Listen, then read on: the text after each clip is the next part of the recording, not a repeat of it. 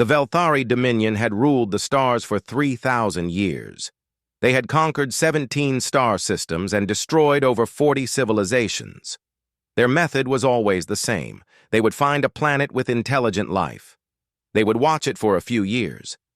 Then, they would send a message. The message was simple: surrender or die. No species had ever given them a reason to hesitate. Some begged for mercy, some tried to fight, some prayed to their gods.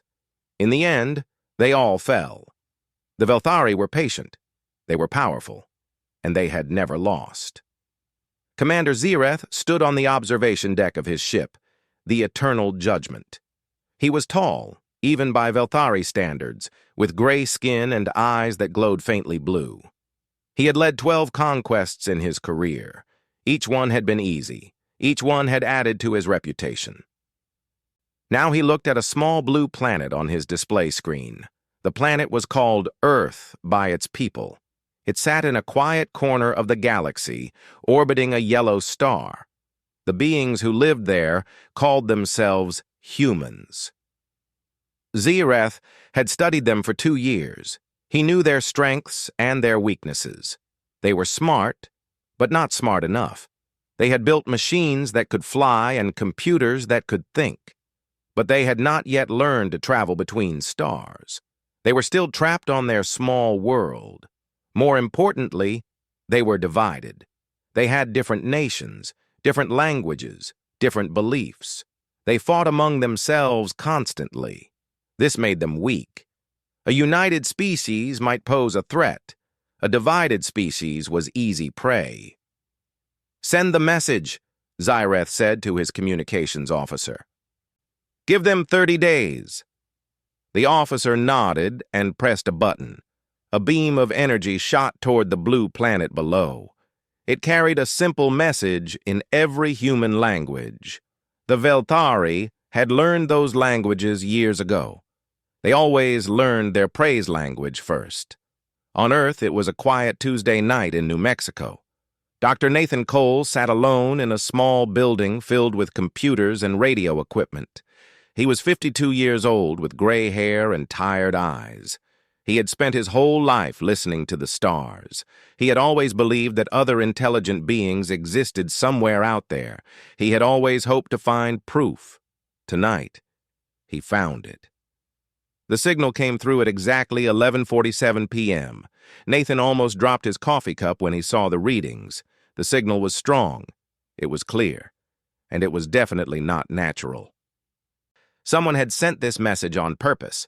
His hands shook as he called his colleague, Lisa Hartley. Lisa was younger than Nathan, in her mid-30s, with short brown hair and sharp eyes. She arrived at the station within 20 minutes. "This better be real," she said as she walked through the door. Nathan pointed at the screen. "Look for yourself." Lisa looked. Her face went pale. "That's not possible," she whispered. "That's not possible." But it was possible. And it was real. They worked through the night to decode the message. By morning, they had succeeded. The message was short, it was clear, and it was terrifying. "You have been marked for integration into the Velthari Dominion. You may surrender peacefully and serve us, or you may resist and be destroyed. You have 30 rotations of your planet to decide." There will be no further communication. Nathan and Lisa stared at the words on their screen. Neither of them spoke for a long time. "We have to tell someone," Lisa finally said. "Who?" Nathan asked. "Who do we tell?" Within 12 hours, every government on Earth knew about the message. The United Nations called an emergency meeting. World leaders gathered in New York to discuss what to do. The meeting did not go well. Some leaders wanted to surrender immediately. They said that fighting was pointless. The aliens were clearly more advanced. Humanity had no chance. Others wanted to fight. They said that surrender was cowardly. They would rather die free than live as slaves. Most just panicked. They argued and shouted and blamed each other. No one could agree on anything. Meanwhile, the people of Earth learned the truth. The news spread across television and the internet. Some people rioted, some prayed, some tried to pretend it was not real. The world was falling apart. But in a quiet room in Geneva, far from the chaos, a small group of people gathered. There were scientists and soldiers, writers and historians. They came from different countries and spoke different languages. But they all had one thing in common. They believed that humanity could survive this. Admiral Kevin Shaw was in charge of the group. He was 60 years old with a face like carved stone and eyes that had seen too much. He had fought in 3 wars. He had lost friends, soldiers, and his own brother. But he had never surrendered. And he was not going to start now. "We cannot fight them," he told the group on the first day.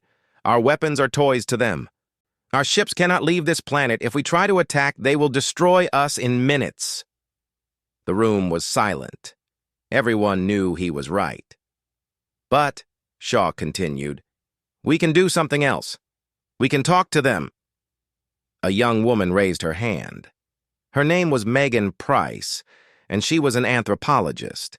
She studied human cultures and human history. "They have conquered many species," she said slowly. "That means they have seen many responses. They have seen fear. They have seen anger. They have seen surrender. What if we show them something new, something they have never seen before?" Shaw leaned forward. "What do you mean?" Megan took a deep breath. "What if we show them who we really are? Not our weapons, not our technology, but our spirit, our history. The reason we have survived every disaster that has ever threatened us." The room was quiet again, but this time, the silence felt different. It felt like hope. "Tell me more," Shaw said, and so the work began. They had 30 days to save the world, and they were going to use every single one of them. Outside, the stars watched and waited. Somewhere among them, Commander Zyreth monitored the planet below. He expected the usual response: panic, followed by surrender or futile resistance. He had no idea what was coming. The team worked day and night. They slept on cots in the corner of the room. They ate cold sandwiches and drank too much coffee. They argued and debated and sometimes shouted at each other. But they never stopped working. Megan Price led the research. She had spent her whole career studying human history. She knew the stories of every civilization, every war, every triumph and tragedy. Now she had to choose which stories would represent all of humanity. "We cannot threaten them," she explained to the team. "They are too powerful. Threats would just make us look foolish. We cannot beg either. They have seen begging before. It does not work." "Then what do we do?" asked Lieutenant Derek Vance. He was a young Navy officer, only 28 years old. His job was to handle communications. He would be the one to send the message when it was ready. Megan walked to the window and looked out at the sky. Somewhere up there, an alien fleet was waiting to destroy everything she had ever known. "We tell them the truth," she said quietly. "We show them what humanity really is, not a weak species waiting to be conquered, but a species that refuses to die." She turned back to the group. "Think about our history. How many times should we have gone extinct? The ice ages, the plagues, the world wars. We have faced death so many times, and every single time, we survived." Admiral Shaw nodded slowly. "You want to show them that we are survivors." "More than that," Megan said. "I want to show them that we never give up, even when there is no hope, even when everyone says we should surrender. We fight. We always fight. The team began to gather stories. They searched through history books and archives. They collected images and videos and documents. They looked for the moments when humanity had faced impossible odds and refused to quit. They found the story of the 300 Spartans who stood against an army of thousands. The Spartans knew they would die. They fought anyway. They held the pass long enough for the rest of their people to escape. They found the stories of resistance fighters in every war, men and women who hid in forests and mountains, fighting against armies that had already conquered their countries. They had no chance of winning, but they fought anyway, because surrender was worse than death. They found the stories of scientists who worked through plagues and famines, trying to save lives even as they risked their own. Doctors who stayed in dying cities to help the sick. Firefighters who ran into burning buildings to save strangers. They found the stories of ordinary people who did extraordinary things. A mother who lifted a car to save her trapped child. A stranger who jumped into a frozen river to rescue someone he had never met. Soldiers who threw themselves on grenades to protect their friends. These stories are powerful, Derek said one night. He was tired, but his eyes were bright with excitement. But will the aliens understand them? They come from a different culture. They might not see things the way we do. This was a good question. The team debated it for hours. Finally, Nathan Cole spoke up. The old scientist had been quiet for most of the meeting. He had been thinking. There are some things that are universal, he said. Fear, pain, death. Every intelligent being must understand these things. And courage. Courage is the opposite of fear. If they feel fear, they can understand courage. He stood up and walked to the board where they had pinned all their research. We show them our fear first. We admit that we are afraid. We admit that we are small and weak compared to them, and then we show them that we do not let fear control us. Megan smiled. We show them that we know we might lose, but we will fight anyway. Exactly, Nathan said. That is the message. Not that we are strong, but that our spirit is unbreakable. The days passed quickly. The team worked faster and faster as the deadline approached. They had 20 days left, then 15, then 10. On the 15th day, Derek made a breakthrough. He figured out how to encode the message in a format that the aliens would understand. He used mathematics and images, things that would be the same for any intelligent species. We can send video, he announced. They will see our images and hear our words. I have found a way to translate our message into their language. Shaw slapped him on the back. Good work, son. But there was still much to do. The message had to be perfect. They could not make any mistakes. This was their only chance. Megan spent 3 days writing the script. She wrote and rewrote it dozens of times. Each word had to be exactly right. Too aggressive, and the aliens might attack immediately. Too weak, and they would be ignored. Nathan Cole was chosen to speak the message. His voice was calm and steady. He sounded like a man who had accepted his fate, but refused to give up hope. That was exactly what they needed. They recorded the message on the 20th day. Nathan sat in a small studio while cameras filmed him from every angle. He spoke the words that Megan had written.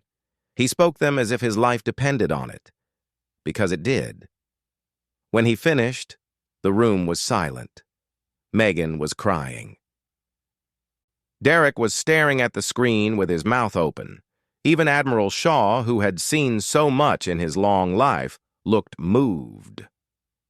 That was perfect, Shaw said quietly. That was exactly right. They spent the next few days putting everything together. The images, the stories, Nathan's speech. All of it had to flow together smoothly. It had to tell the story of humanity in a way that the aliens would understand. On the 25th day, the message was ready. Derek Vance sat at his console, his finger hovering over the send button. The whole team gathered behind him. No one spoke. "This is it," Shaw said. "Whatever happens after this, we tried. We did everything we could." Derek pressed the button. A beam of energy shot up from Earth and into the stars. It carried with it the hopes and dreams of 8 billion people. Most of those people did not even know the message existed. They were too busy panicking or praying or pretending that everything was fine. But a small group of people in a quiet room in Geneva knew the truth. They had just sent humanity's answer to the stars. Now all they could do was wait. The transmission traveled through space at the speed of light. It crossed the vast distance between Earth and the alien fleet in just a few seconds. Then it arrived. Commander Zyreth was in his quarters when the signal came through. He was not expecting a response. Most species did not respond at all. They were too afraid or too confused. The ones that did respond usually sent weapons or angry threats. Both were useless. But this response was different. Zyreth walked to the main display screen and pressed a button. The transmission began to play. The first image was of a ruined city. Buildings were destroyed. Fires burned everywhere. Bodies lay in the streets. It was clear that something terrible had happened here. Then the image changed. The same city appeared again, but now it was different. The buildings were rebuilt. The streets were clean. People walked and laughed and lived their lives. The city had come back from the dead. More images followed. A battlefield covered with bodies and mud. Then, the same land, decades later, green and peaceful. A city destroyed by an earthquake, then the same city rebuilt stronger than before. A forest burned to ashes, then new trees growing from the blackened ground. The message was clear. Destruction was not the end. Humanity always rebuilt. Then Nathan Cole appeared on the screen. He was sitting in a simple chair in a plain room. His face was calm. His eyes were steady. He looked directly into the camera, as if he was looking at the aliens themselves. He began to speak. "We are humanity. We have received your message. We understand your power. You have conquered worlds. You have destroyed civilizations. We do not doubt that you can do the same to us." His voice was quiet, but strong. There was no fear in it. There was no anger either. Just simple, honest words. "But before you attack, we want you to understand something about our species." More images appeared on the screen.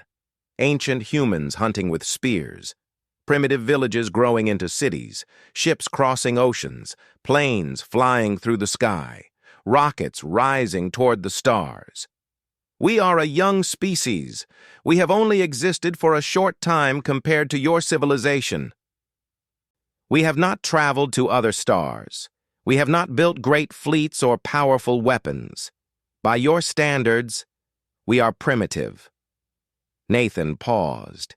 His eyes never left the camera. "But we have something that you should know about. We have a spirit that cannot be broken." The images changed again. Now they showed war. Soldiers fighting in trenches, planes bombing cities, ships sinking in flames. The worst moments of human history played across the screen. "We have faced extinction many times. Ice ages covered our world. Plagues killed millions of our people.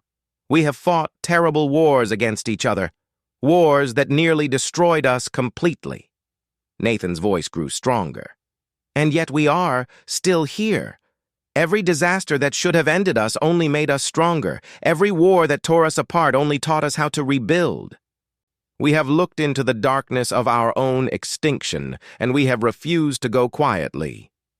The images changed one more time.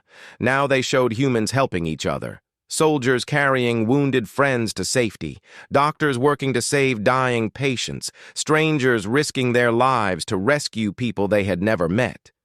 "We are not brave because we do not feel fear. We feel fear every day, but we have learned that fear is not a reason to surrender. It is a reason to fight harder. Nathan leaned forward slightly. His next words were spoken slowly and clearly. You may destroy our cities. You may burn our world. You may kill billions of us. But you will never conquer us. Because even if only 2 humans survive, they will find each other. They will rebuild. They will remember what you did. And one day, they will come for you. The screen showed images of human technology advancing. Simple tools became complex machines. Small rockets became massive spacecraft. The progress was slow but unstoppable. Perhaps that day is 100 years from now. Perhaps it is 1,000 years. Perhaps it is 10,000 years. We are patient. We have learned to wait. And we never, ever forget. Nathan's face filled the screen again. So this is our answer to your warning. We do not surrender. We do not beg for mercy. We simply tell you the truth about who we are. He paused for a moment. We are humanity. We have survived everything the universe has thrown at us, and we will survive you. The final image appeared. It was Earth, seen from space, a small blue dot in the endless darkness, fragile and alone, but somehow beautiful. Nathan spoke his last words. Come if you must. Destroy us if you can. But know this, for the rest of time, wherever your people go, they will tell stories about us. They will remember the small blue world that refused to kneel. They will remember the primitive species that looked into the eyes of gods and said no. We are humanity, and we will be remembered. The transmission ended. Commander Zireth sat in silence for a long time. He had seen many responses from many species. He had seen fear and anger and despair. He had never seen anything like this. The humans had not threatened him. They had not begged him. They had simply told him who they were. And somehow, that was more disturbing than any weapon. He played the transmission again, and again, and again. Each time, he noticed something new. The way the human's eyes never wavered, the calm certainty in his voice, the images of destruction followed by rebuilding, the promise of revenge spoken without anger, as if it was simply a fact of nature. Zireth had conquered 12 worlds. He had killed millions of beings. He had never once felt doubt about what he was doing. Until now. He called his advisors to his chambers. They needed to discuss this. They needed to decide what to do next.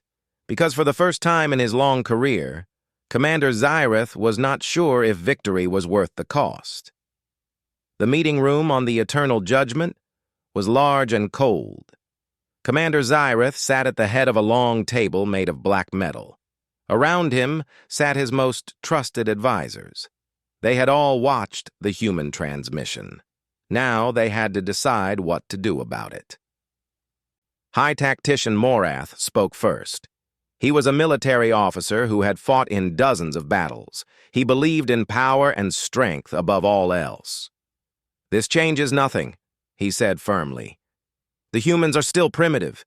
Their weapons cannot hurt us. Their ships cannot reach us. They have no way to fight back. This message is just words, empty words from a frightened species trying to scare us. He slammed his hand on the table. I say we attack now. We destroy them quickly and move on to the next conquest. There is no reason to wait. Some of the others nodded in agreement, but not everyone. Chief Historian Selith raised her hand. She was old, even by Veltari standards, with silver skin and wise eyes. She had spent her entire life studying the history of their conquests. She knew every species they had ever defeated. I have read the records of every civilization we have destroyed, she said slowly. Not one of them sent a message like this. Not one. Morath made a dismissive sound. So what? They are desperate. Desperate species say foolish things. Perhaps, Seleth replied. But there is something in this message that troubles me. They are not trying to scare us. They are trying to warn us. She pressed a button, and the final image of the transmission appeared on the screen. Earth, floating in the darkness of space. They know they cannot win, she continued. They admit this openly. They do not claim to have secret weapons or hidden fleets. They simply say that they will never stop fighting, that even if we destroy them almost completely, the survivors will remember, and eventually, they will come for revenge. Morath laughed. Revenge? With what? Stone knives and wooden ships. By the time they develop real technology, 1,000 generations will have passed. No one holds a grudge that long. Seleth looked at him with her ancient eyes. Are you certain of that? I have studied human history. Their records go back thousands of years. They still celebrate victories from battles fought long before any of us were born. They still mourn losses from wars that ended generations ago. They build monuments to events that happened so long ago that the details have become legends. She paused. They do not forget. It is not in their nature. The room was quiet. Even Morath had nothing to say. Commander Zyreth had been listening carefully. Now, he spoke for the first time. Contact the High Council. Tell them I am requesting a delay in the invasion. I want to study this species more before we proceed. Morath's eyes widened. Commander, with respect, you cannot be serious. Delaying a conquest because of a few pretty words? What will the Council think? They will think that I am being careful, Zyreth replied calmly, which is exactly what they should want from their commanders. The message was sent to the Velthari homeworld. It took several hours for the response to arrive. The High Council agreed to hear Zyreth's concerns. He presented his case using video communication. The 12 members of the Council watched from their seats of power, their faces showing no emotion. These humans are different, Zyreth explained. I cannot say exactly how or why, but something about their response makes me uneasy. They are not behaving like prey. They are behaving like something else. Elder Vareth, the oldest member of the council, made a sound that might have been a laugh. You are afraid of words, Commander? You are afraid of a species that cannot even leave their own planet? I am not afraid, Zyreth said carefully. I am cautious. There is a difference. You are wasting time, Vareth replied. Attack them. Destroy them. This discussion is over. But then another voice spoke. It belonged to Seer Corinth, the most ancient of all the Velthari. She had lived for over 500 years. She had witnessed more conquests than anyone else alive. I would like to see this transmission, she said quietly. The message was played for the entire council. They watched in silence as the images flickered across their screens. They heard Nathan Cole's voice speaking words of defiance and warning. They saw the final image of Earth, small and blue and somehow beautiful. When it ended, Corinth spoke again. In all my years, I have learned one truth about conquest. The species that fear death are easy to defeat. But the species that do not fear death are dangerous, not because they cannot be killed, but because killing them is never truly the end. She turned her ancient eyes toward the screen that showed Earth. These humans are not afraid to die. They expect to die. They have accepted it completely, and yet they still refuse to surrender. They speak of revenge not as a hope, but as a certainty, as if it is something that will happen no matter what we do. Vareth snorted. That is madness. Perhaps, Corinth agreed, but madness can be powerful. A sane species knows when to give up, An insane species never stops fighting. And this message tells us that these humans are insane in exactly that way. The council debated for hours. Some wanted to attack immediately. Others wanted to wait and study the humans more carefully. A few even suggested leaving Earth alone entirely. Finally, a vote was taken. The decision was made by a narrow margin. The invasion would be delayed. For now. Zyrith received the news with relief, but he knew this was only temporary. Eventually, the council would grow impatient. Eventually, they would order him to attack. He looked out the window of his ship at the small blue planet below. The humans were down there, waiting and hoping. They did not know that they had just won a small victory. They did not know that their message had caused doubt and debate among their enemies. But Zyrith knew. And for the first time in his long career, he wondered if he was on the right side of this war. The 30 days passed. Then 31. Then 32. On Earth, people waited for the end. They held their loved ones close. They prayed to their gods. They watched the sky and waited for fire to rain down from above. But the fire never came. Dr. Nathan Cole stood outside the listening station in New Mexico. The night was cold and clear. Stars filled the sky like diamonds scattered on black velvet. Somewhere among those stars, an alien fleet was deciding the fate of humanity. Lisa Hartley came outside and stood next to him. She was holding 2 cups of coffee. She gave one to Nathan. "Do you think it worked?" she asked. Nathan took a sip of his coffee. It was bitter and too hot, but he did not care. "I do not know," he admitted. "I hope so.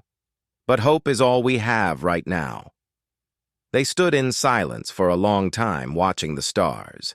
In Geneva, Admiral Shaw waited for news. He had not slept in 3 days. He had sent Earth's answer to the stars, and now all he could do was wait for the reply. Would the aliens accept their message? Would they attack? Would they simply ignore them and destroy Earth anyway? Every hour that passed without an attack felt like a small miracle. On the 34th day, something changed. The listening stations around the world detected movement in space. The alien fleet was moving. Scientists scrambled to track their trajectory. Were they coming closer? Were they preparing to attack? Then the data came in and everything changed. The fleet was moving away from Earth, not toward it. Away. At first, no one believed it. There had to be a mistake. The aliens would not just leave. They had conquered 17 star systems. They did not retreat. They did not give up. But the data was clear. The Velthari fleet was leaving the solar system. Then a transmission arrived. It was short, just a few sentences. But those sentences would be remembered for the rest of human history. The species-designated human has been removed from the Conquest Registry. The Velthari Dominion does not engage with species of uncertain cost. This world will be monitored. There will be no further communication. That was all. No explanation, no threats. Just a simple statement that Earth was no longer a target. The news spread around the world within hours. People poured into the streets, crying and laughing and hugging strangers. Church bells rang. Fireworks exploded. For one brief moment, all of humanity was united in joy and relief, but not everyone was celebrating. In the quiet room in Geneva, Dr. Megan Price read the alien message again and again. Her face was thoughtful, almost worried. "They did not say we were too strong to conquer," she said slowly. "They said we were too costly. There is a difference." Admiral Shaw nodded. "They are afraid of what we might become. Not what we are now, but what we could be in the future. They will be watching us," Nathan Cole added. He had arrived from New Mexico just hours before, waiting to see if we live up to our promise. or if we were just bluffing. Shaw stood up and walked to the window. The sun was setting over Geneva, painting the sky in shades of orange and red. "Then we had better not disappoint them," he said quietly. The years that followed were different. Humanity had been given a gift, a second chance, and they knew it. The nations of Earth did not suddenly become peaceful or wise. There were still wars and conflicts, still greed and hatred. But something had changed deep inside the human spirit. They knew they were not alone. They knew that the universe was watching, and they knew that one day they would have to face the stars. Resources were poured into science and technology. The brightest minds worked together on problems that had seemed impossible before. Faster rockets, better computers, new forms of energy. Slowly but surely, humanity began to reach beyond Earth. The first permanent base on the moon was established 12 years after the aliens left. The first colony on Mars came 10 years after that. Each step was small, but each step brought humanity closer to the stars. And through it all, the message that Nathan Cole had spoken was never forgotten. It was taught in schools and repeated at ceremonies. It became a part of human culture, a reminder of who they were and what they had promised. 50 years after the aliens left, the first faster-than-light engine was tested. It worked. A ship was built to carry humans beyond their solar system for the first time. It was not a warship. It was an explorer, designed to travel to distant stars and learn what was out there. But it carried weapons, because humanity had learned that the universe was dangerous. They named the ship Defiance. Captain Ryan Mitchell stood on the bridge of the Defiance on the day of its first mission. He was 43 years old, with steady hands and calm eyes. He had trained his whole life for this moment. Before the ship departed, he gathered his crew and played a recording. It was the original transmission that Nathan Cole had sent to the aliens 50 years before. Most of the crew had heard it many times, but they listened in silence anyway. When it ended, Captain Mitchell spoke. "This is who we are," he said. "This is why we are here. 50 years ago, the stars marked us as prey. Today, we show them that we are not prey. We are hunters. We are explorers. We are humanity." He looked around at his crew. They came from every nation on Earth. They spoke different languages and believed different things. But in this moment, they were one people with one purpose. "The aliens thought they had seen everything," Mitchell continued. "They thought they understood us. They were wrong. They have never seen what we can do when we work together. They have never seen what we can achieve when we refuse to give up." He turned toward the main view screen, which showed the stars stretching endlessly into the distance. "They are out there watching and waiting, wondering if we were telling the truth, wondering if we really are as stubborn and dangerous as we claimed." A smile crossed his face. "Let us show them." The engines hummed to life. The ship began to move. In a flash of light, the Defiance vanished into the void, carrying the hopes and dreams of all humanity with it. The stars had marked Earth as the next target. They had expected fear and surrender. Instead, they got a promise. That promise was now being kept, and the universe would never be the same.